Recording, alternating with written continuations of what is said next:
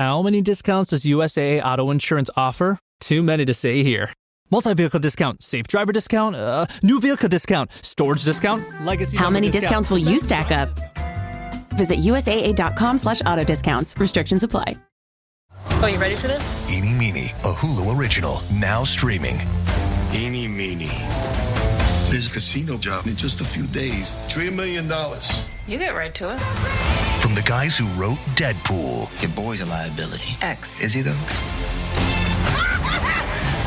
Let's get this money. Can we think this through for a second? Yeah, because that's your strong suit, thinking things through. Eeny Meeny, a Hulu original, rated R, now streaming on Hulu and Hulu on Disney+. Ready to level up your Tudor history game? Then don't miss Forging a Queen, Catherine of Aragon Before England. This 6-week online course dives into the fearless life of young Catherine before the crown, before the heartbreak. Led by Dr. Emma, who basically lived in the Spanish archives for a decade and a half, this is not your typical history class. Let's go forge a queen. Visit the show notes to sign up. This is the Tudors, Dynasty, and Beyond podcast. History with a twist. And now your host, Rebecca Larson. Hello and welcome. I'm Rebecca Larson, and today I'm very pleased to welcome back to the show for the first time in quite some time, a former co-host of mine, Christine Morgan. And Christine has a fun special episode waiting just for you. Hello and welcome to all our Tudors Dynasty podcast listeners who are joining us for a very special interview today. My name is Christine Morgan, and I'm joined here today with playwright Rosamund Gravelle. Roz, welcome. Welcome. Thank you so much. And hello again. And hello to the audience. And obviously, hello to you, Christine. It's lovely to be back. That's it. Exactly. It should have been welcome back. We've had you before, and it was wonderful. So what's exciting today is on this podcast, we don't do this very often, but our interview today is actually an update or maybe an extension of our conversation that we had last year ahead of the UK premiere of your play, Three Queens.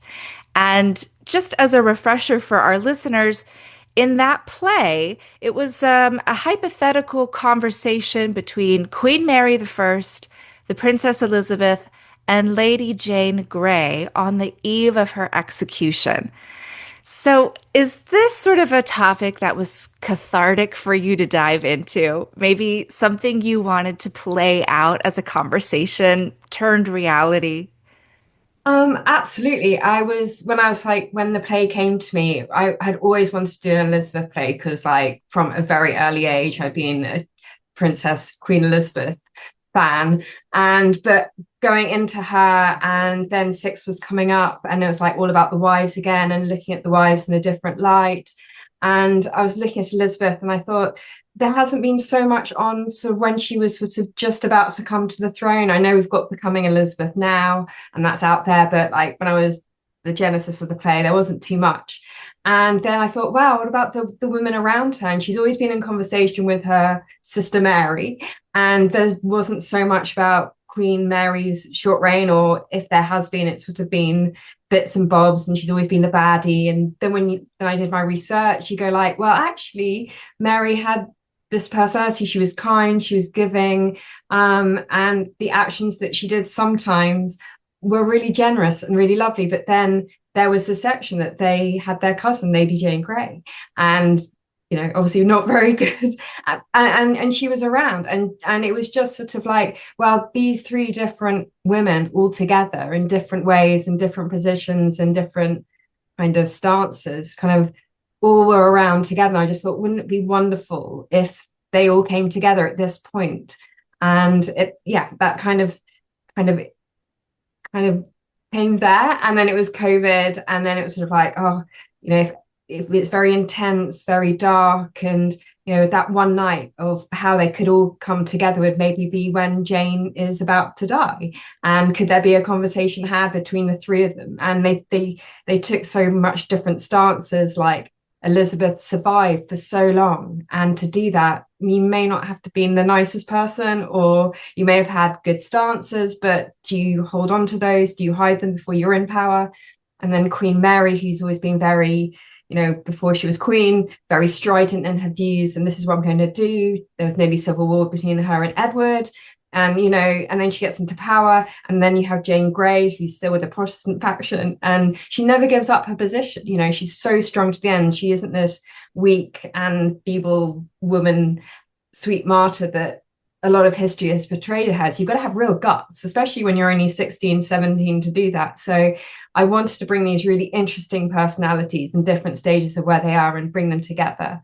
And so, yeah, and all the women of the court, because after Elizabeth, this one time, the heir for the throne are all women. So there's Queen Mary, there's Queen Elizabeth, there's Lady Jane Grey, there's Lady Jane Grey's sisters. In a while, there's Lady Margaret Douglas, there's potentially Lettice Knowles. So all these women are heirs to the throne and will be for quite a long time.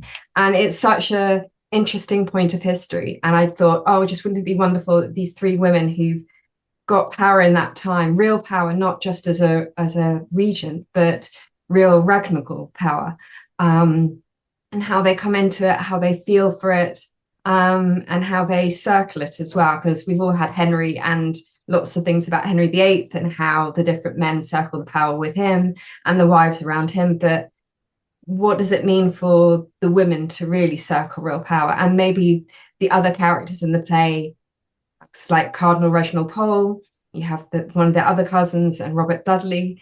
So kind of have men circle the women, and then it's in this inverse time. So for them, it would be unusual for a woman to hold that power. And how do they behave? How do they dance around that power and the women? So yeah. Hey, this is Bill Simmons from the Bill Simmons Podcast, here to help you make the most of your summer with Michelob Ultra, a superior light beer worth playing for. Play for it with the guys when you're competing to see who can sink more birdies on the golf course, because winning tastes even better with Ultra on the line. Play for Ultra. Fill your fridge with Michelob Ultra this summer. Enjoy responsibly. Copyright 2025 Anheuser-Busch Michelob Ultra Light Beer, St. Louis, Missouri. Hey, it's Paris. I love sparkly things, right? Like stars. Duh. And thanks to Hilton and AutoCamp, I just slept under them. Picture me serving looks by the fire outside my luxurious Airstream, making s'mores with the kids, while a national park is our backdrop. The great outdoors meets Hilton hospitality. That's hot. Explore all the new ways to stay at Hilton.com. Hilton for the stay. I think it's a beautiful period, and you've selected a conversation that, like you are describing here, is so rich in context for the period and this unique element of what was happening in England at this time. I can't imagine it would be anything but absolutely intriguing. But this is your baby. You worked on this for years and years. You even had the COVID time. Your timeline on this was something like 2021 to 2024 before your big premiere. What was it like to just finally sit in the theater with the lights and the music and these fantastic actors and know that all your work is finally in the world? It was amazing, and I can't thank Kibo Productions and all the actors and everybody who came to let me see it. Really, it's always been in my mind, or I can hear the conversations, but to see this fantastic group to come and have some work to be seen and enjoyed by everyone, and to, as you said, to let it be out in the world. It was truly amazing, and I feel so blessed and so lucky to have such a fantastic debut really with it. Now, I have to brag on you a little bit because I know people won't brag on themselves, but your play, Three Queens, it ran for, was it 3 weeks or 4? 3 weeks, yeah. 3 weeks at the Barons Court Theatre in London, and that was last April and May. And in my research and prep for today, I'm noticing you have amazing reviews. You have several nominations here. This production was so well received. So you had 2 designations by critics as best show of 2024, and then a second critic who named Three Queens their favorite show for the same year. In the theater world, what do these designations mean? What is the fruit of these designations? Um, it's a wonderful acknowledgement, and it's just the nominations. There's a two West End awards nominations called the Offies. So it's fantastic for the two performances. And then we had a lovely nomination for Best Direction from London Pubs Theatres. So they look at the stages. And it's just wonderful for all their hard work and for all the love that they gave to the show. It's amazing, and it's a real acknowledgement for them and for the show. And it also was obviously wonderful for the critics to rate the show and have that as their best show of the year. It was just it topped an amazing year. It was really, really, it meant so much, and it was just like brilliant. Did the show go anywhere else? Did you have other limited runs in the UK after your premiere? Unfortunately not, but hopefully we'll be working on that in the future. So because after the show there were a couple of things that were going on in my private life, so it kind of had to take priority, but hopefully I will be able to, or people will want to find out all about it and take it on and show it in, maybe in lovely historical homes, or there's lots of history festivals. So yeah, I'm really, really hoping that it can really sort of be open and be there especially for the history fans as well. I think that's a really exciting prospect that you just said, which is sort of mounting the show in maybe historic spaces in which the events of the show may have happened. And a lot of our listeners will know that last year, Hampton Court hosted Six the Musical for a limited run there. So the precedent is set. People are excited for opportunities to really have immersive experiences like that. That's very exciting for me as a theater lover and a history lover combined. Does the show, once it premieres, does it continue to evolve and change between runs or iterations, or did the production really hit its sweet spot and now you have like a solidified whole show? So I guess that's a very difficult one to answer. So I did you can look at it again, because obviously all productions, will throw up something with the script that you think, oh, maybe I should change there with the other. And also writers, and especially me, I kind of can work on something for a very long time. And sometimes you just have to say, it needs to go on. It's really good. It's got really good reviews. It's really solid. So yes, it can always evolve. But for what we have should be the version, or it will be the potentially a new version happens when it goes on for another life. Fantastic. I love that. I think that means, the sweet spot is there. As a former performer and now just avid attender of theater, you can really tell when all those pieces have come together just so. And I just love that. Now I have to ask you, because you say, you could work on things for a long time, and you've been very dedicated to this project. I find for myself, if I've been working very hard on something and it sort of comes to the end of my contribution, it takes about 3 days for me to get bored and start dreaming up my next thing. Has that happened to you at all? I do. Yeah, I've got a few projects on the go, and actually, I'm very blessed with getting ideas for things. So even when we were doing Three Queens, there were things coming which are manifesting. So yes, after a while, I get bored, and then new projects happen and we go on to other things. But I always love going back to the work and seeing it again and refresh. And, it brings so much joy for it to always be there. So I would, yeah, I never get bored of pieces of work, but yes, I have other pieces of work that Your I go brain on likes, to. Yeah. yeah, you like to go on and daydream in other spaces. I totally get that. Okay, so we're coming to the crux of your very special appearance here today because listeners, Roz let me know that she has actually an announcement to make with the three queens. And Roz, I can't wait to hear what you have to say. I'm just going to turn it over to you. Well, thank you so much.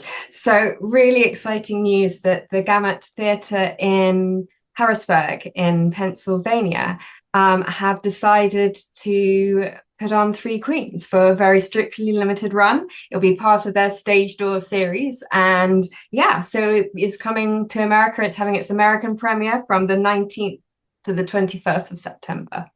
That is incredible. An American premiere of Three Queens. Like, we've been waiting for this. You have no idea. I'm so excited, and they're a great team in at the Gamut, and they're just so fantastic. And And I can't wait for them to bring it to you. I think that area too, that Harrisburg, Pennsylvania area, I think they really enjoy hosting historical events and cons and all of these things. So Three Queens has found a really great home. A really, really great home. And I learned that it was formerly a church, so it has that kind of historical resonance. And because obviously some of the themes are theological, it's just such a lovely place to have its American debut. Now, in the shift across the pond here, do you keep your original cast? Are there production elements that have to change to accommodate these new spaces? So there will be a new cast, and the theatre will announce shortly, which is really exciting. I recently attended a read through, and they're all so fantastic. So I'm super excited about when you can all meet them and learn about them. But in terms of staging and the space, it looks like it's a great space. And I guess all plays, when they go to different homes, will find their own vibe for the show, but it should still resonate and still have the tension and the story within it. So yeah, no, I can't wait for it to be there. I'm so excited. So for our listeners who are looking for a Tudor night out on the town with theater, where can they be tracking so they can get tickets? So that's great. So the Gamut have their own website, but I'm posting on my socials and also links to the Gamut Theatre. It will be the 19th to the 21st of September. And their website is gamuttheatre.org. So www.gamuttheatre.org. And yeah, all information is on there. It explains about tickets. And yeah, it's just brilliant. I really hope people go and see it and really enjoy it.